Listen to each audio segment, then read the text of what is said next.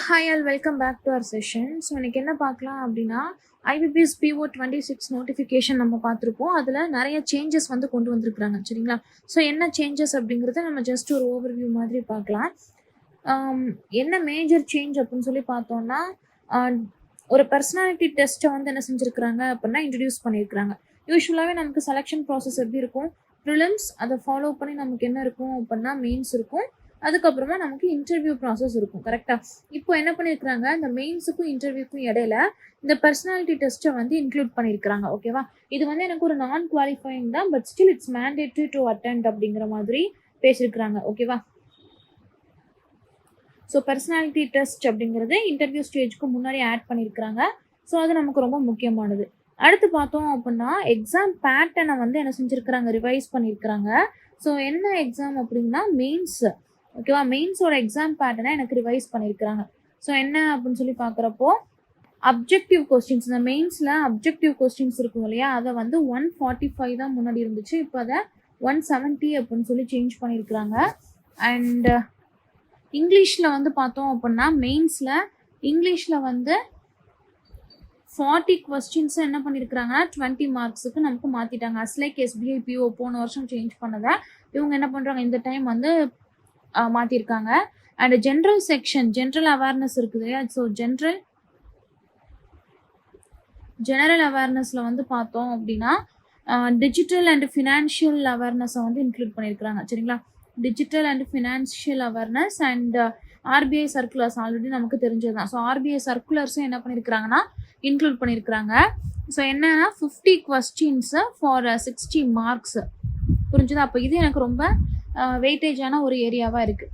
அடுத்து data analysis and interpretation இருக்குது இல்லையா, ஸோ அதை வந்து 40 கொஸ்டின்ஸ்க்காக சேஞ்ச் பண்ணியிருக்கிறாங்க.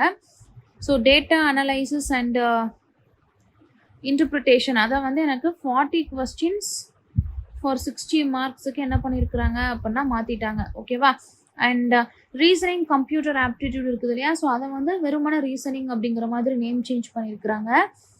அண்ட் இப்போதைக்கு அஃபிஷியல் வேக்கன்சிஸ் வந்து பார்த்தோன்னா 6715. இது ஆப்வியஸ்லி நமக்கு 8K+ வரைக்கும் போகிறதுக்கு வாய்ப்பு இருக்குது சரிங்களா. அண்ட் லைவ் ஃபோட்டோ கேப்சர் அந்த ஒரு ஆப்ஷனையும் எனேபிள் பண்ணியிருக்கிறாங்க. ஓகேவா, live capture, photo capture. And முன்னாடியெல்லாம் நம்ம ஒன்ஸ் அப்ளை பண்ணதுக்கப்புறமா திருப்பி எந்த ஒரு சேஞ்சஸும் பண்ண முடியாது. இப்போ என்ன பண்ணிக்கலாம் அப்படின்னா அந்த சேஞ்சஸ் கரெக்ஷன் பண்ணுறதையும் ஆட் பண்ணியிருக்கிறாங்க. அண்ட் டிஸ்கிரிப்டிவ் பேப்பரை வந்து எப்படி எவாலுவேட் பண்ண போகிறாங்க அப்படின்னா ஆட்டோமேட்டட் ஸ்கோரிங் மெக்கானிசம் மூலமாக தான் ஆஸ் யூஷுவல் எவாலுவேட் பண்ண போகிறாங்க. ஓகேவா, அடுத்து பார்த்தோன்னா அப்ளிகேஷன் கரெக்ஷன் விண்டோ. அதான் நம்ம அப்ளை சொன்னது என்னதுன்னா அப்ளிகேஷன் கரெக்ஷன் விண்டோ அப்படின்னு சொல்லி சொல்லுவாங்க. Application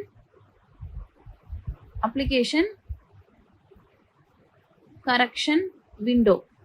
so application correction window அப்படிங்கிறப்போ என்னன்னா எடிட் ஆர் கரெக்ஷன் ஆப்ஷன்ஸை வந்து என்ன செய்கிறாங்க அப்படின்னா after the registration period closes candidates என்ன பண்ணிக்கலாம் அப்படின்னா அந்த சர்டன் அப்ளிகேஷன் டீட்டெயில்ஸை வந்து அவங்க கரெக்ட் பண்ணிக்கலாம். ஸோ அதுதான் இந்த அப்ளிகேஷன் கரெக்ஷன் விண்டோ. ஓகேவா, ஸோ அப்ளிகேஷன் கரெக்ஷன் விண்டோ ஒரு புது அட்வான்ஸ்மெண்ட் அப்படின்னு சொல்லி சொல்லலாம். அடுத்து பார்த்தோன்னா eligibility document clarification.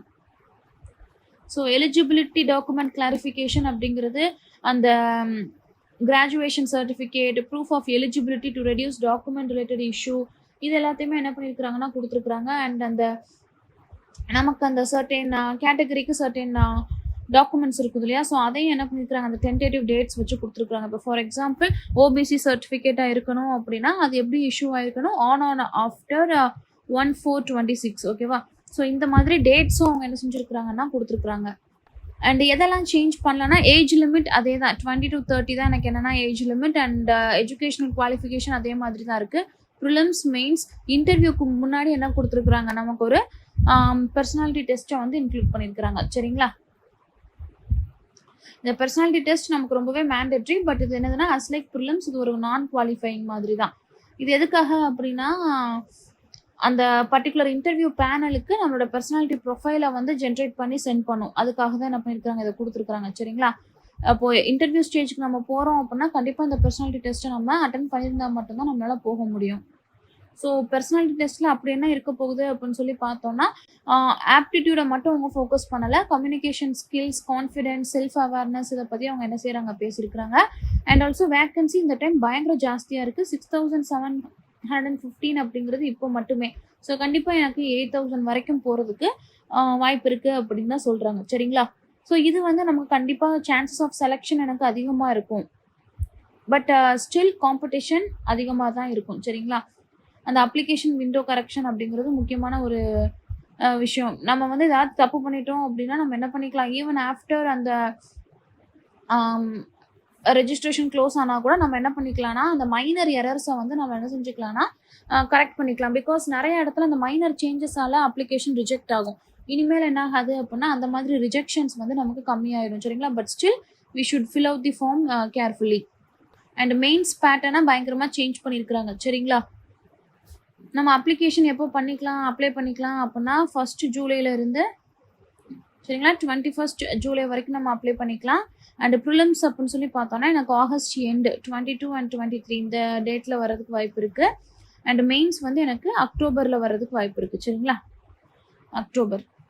So IBPS PO இந்த டைம் நமக்கு ஒரு பெரிய சான்ஸ் அப்படின்னு சொல்லலாம். எதனால அப்படின்னா நமக்கு வேக்கன்சிஸ் ஜாஸ்தி. அதே மாதிரி இங்கிலீஷ்லாம் நமக்கு மார்க்கை குறைச்சிட்டாங்க. 40 questions for 20 marks அப்படிங்கிற மாதிரி கொண்டு வந்துட்டாங்க.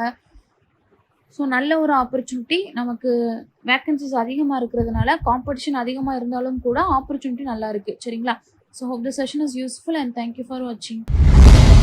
சுரேஷ் IAS அகாடமி, வெற்றியின் முகவரி.